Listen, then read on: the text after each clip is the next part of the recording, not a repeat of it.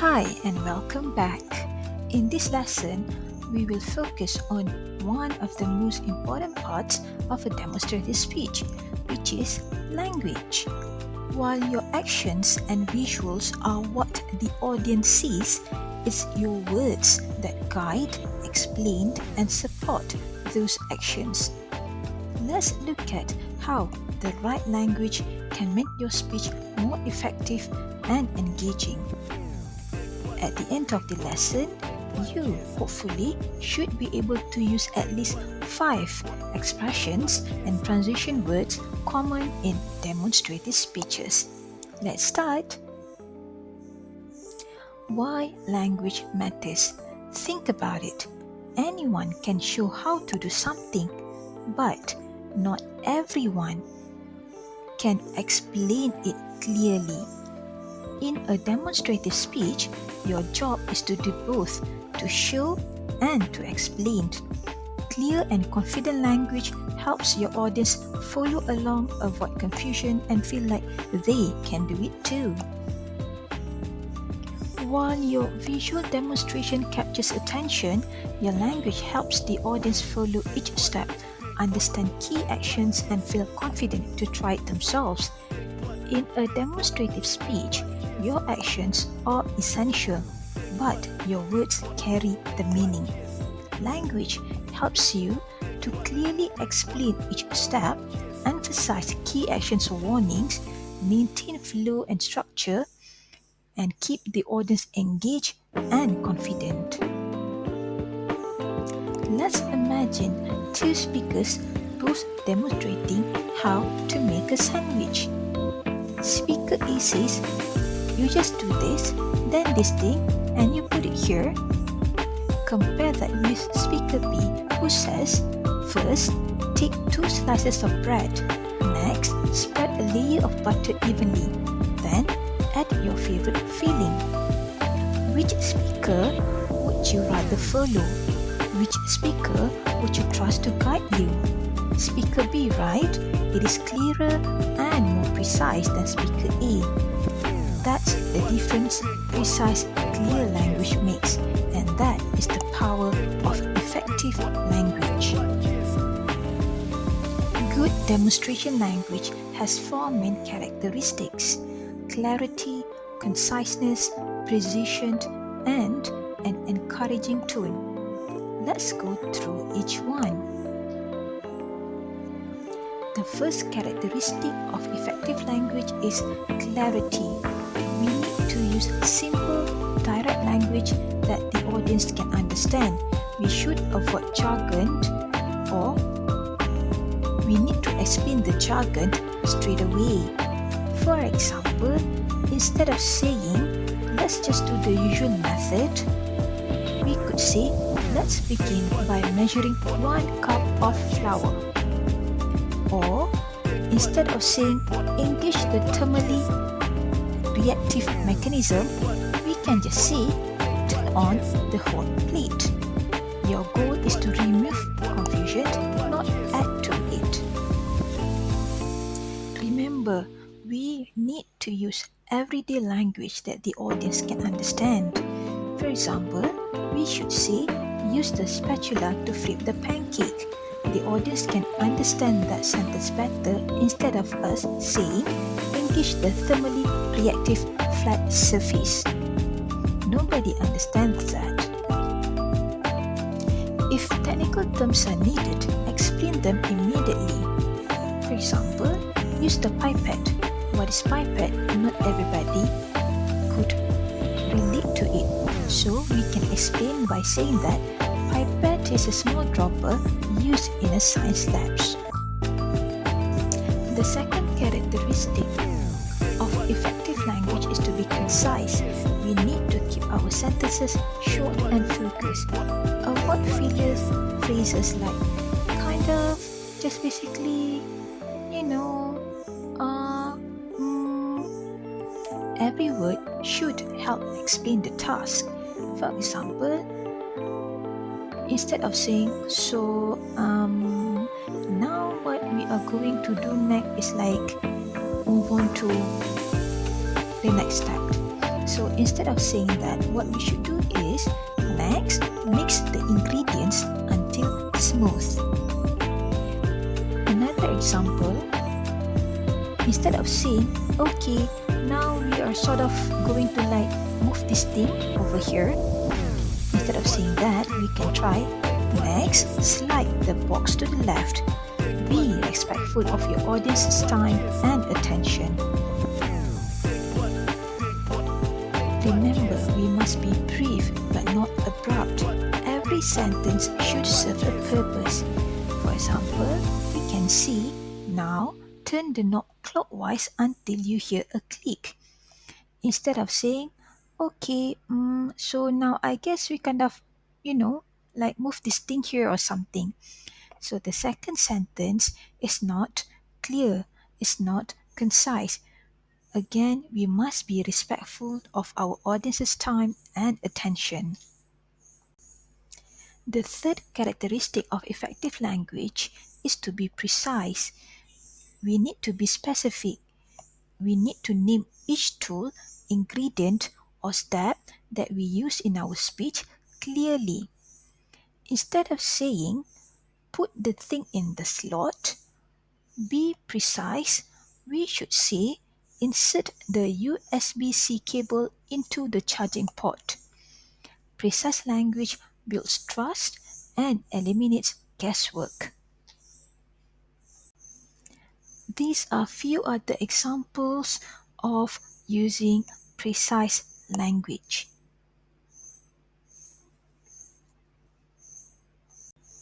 And finally, the fourth characteristic of effective language is to be encouraging and confident. We need to use a friendly, motivating tone to help the audience feel capable of doing what we are showing to them or what we are demonstrating to them. For example, we could say something like, don't worry if it looks messy at first, that's completely normal. You are doing great. Let's move on to the next step. This kind of tone creates a positive, welcoming learning experience. In addition, our tone builds trust. We must use friendly, supportive language that motivates the learners or the audience. We could say, don't worry if it's not perfect on the first try. This step can be tricky, but I will guide you through it. Now, let's look at phrases you can use in your demonstrative speech. These phrases help you to signal a new step, emphasize key details, draw attention to visuals, and to transition smoothly. And these are useful for guiding, highlighting, and transitioning between steps. Let's look at the examples. First, to begin a step or section, you can try say things like, the first thing you want to do is, to begin, we need to, let's start by. Now, in a sentence, it would sound something like this. The first thing you will want to do is gather all your materials. Next, these are the phrases that you can use to highlight important details in your speech. You can say something like, make sure to, it is important to note that, always remember to. Now, an example in a sentence would sound something like this. Make sure to turn off the power before opening the device. Make sure to preheat the oven to 180 degrees Celsius before placing the tray inside. The third functional phrase that we can use is to draw attention while demonstrating. These phrases help to guide the audience's eyes. For example, you can say, as you can see here, notice how I am. Pay close attention to. For example, you can see, as you can see here, I'm folding the edges inwards to form a clean corner. This is if you are teaching them how to make an origami. Or you can also say, as you can see here, I'm using a circular motion to mix the batter evenly. You can use that sentence if you are teaching them how to cook or how to bake something. Now, when you want to move to the next step, you can keep things flowing by using phrases such as, now we are going to, next, the step is to, once that's done, we can. For example, we can say, next, we will pour the mixture into the baking tray. And lastly, another functional phrase that you can use to conclude a step or the whole task or to end a step or a task, you can try to say, and there you have it. This completes the process of, and that's all there is to it. For example, you can see, and there you have it, a finished flower arrangement ready to display. So you can use these phrases when you have completed a section or the entire of your speech. Next, we are going to look at using transition words. Transition words act like signposts for your audience. They help your speech to flow smoothly from one step to the next. And it helps to keep the audience oriented. It makes it easy for the audience to follow your speech. Now, let's look at the types of transitions and how to use them.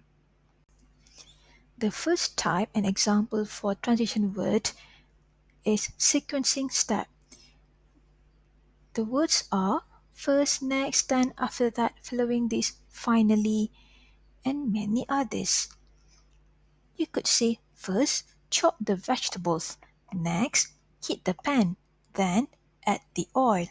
Another example, you can say something like first, mix the dry ingredients, then add the wet ingredients. Another type of transition word is to add information. Examples of the words are in addition, also, furthermore, another key point. You can say something like, in addition, remember to keep your hands dry while handling the wires. You could also say, in addition, you will need a measuring cup. The next type of transition word is cause and effect. The examples are therefore, so, as a result, consequently, and many others. You could say, the paint needs time to dry, therefore set it aside for at least 30 minutes. Or you can say, the batter is too thick, so we will add a little milk. Another type of transition word is comparing or contrasting. We use words such as however, on the other hand, similarly. We could say something like, this shortcut saves time. However, it may affect the final texture. Or we could also say, this method works quickly. However, it may affect texture. And lastly, these are the words that we can use to summarize or wrap up our steps or our speech. We can use words such as in summary, to recap, overall. We could say, to recap, we have covered all the essential tools, steps, and safety tips. Or we could say something like, in summary, we have completed all 5 folds to form the base. Remember to use language and body movement together in delivering an effective demonstrative speech. Say, twist the cap like this while actually showing the twisting motion. This doubles clarity and strengthens understanding. Moreover, this reinforces learning. Your audience sees it, hears it, and remembers it. Let's review what we have covered in this topic, which is using the right language in a demonstrative speech. The right language will help the audience to follow each step It prevents confusion or errors, it builds trust and keeps your tone professional, and makes your demonstration smooth, natural, and engaging. So, remember to use language that is clear, concise, precise, and encouraging. In addition, use functional expression to guide your speech. And don't forget to use transitions to create a smooth logical flow. You need to speak with confidence and show you care that your audience understand. And now that you have learned how to use effective language in a demonstrative speech, you are one step closer to delivering a speech that's easy to follow and hard to forget. In the next lesson, we'll dive into how to structure and plan your own demonstration from beginning to end. Until then, try practicing a short how to at home using what you have learned today.